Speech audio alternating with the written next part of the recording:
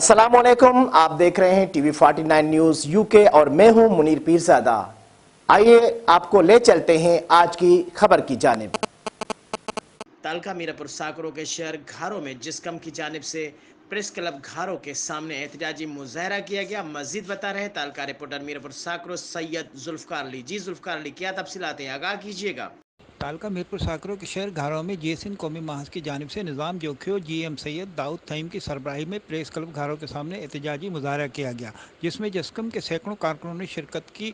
एहतजाज में रहनुमाओं ने कहा कि सिंध में पानी की शदीद किल्लत है, जो पंजाब की जानिब से साजिश है। पंजाब मुसलसल सिंध के पानी पर काबिज है। सिंध तास माहदे की खिलाफ वर्जी करते हुए सिंध और सिंधियों को हर तरह से इस्तेसाल कर रहा है, जिसकी वजह से सिंध को बहुत नुकसान हो रहा है। उन्होंने इसका इल्ज़ाम सिंध के वजीरों को भी ठहराते हुए कहा कि वो अपनी ज़मीनों को आबाद करने के लिए टेल के आबादगारों को पानी चोरी करके छोटे आबादगारों का इस्तेसाल कर रहे हैं। उन्होंने मज़ीद कहा कि अगर पंजाब सिंध के पानी पर कब्जा ख़त्म न किया तो पंजाब जाने वाले सारे रास्ते बंद करके पुरअमन एहतजाज किया जाएगा। जी।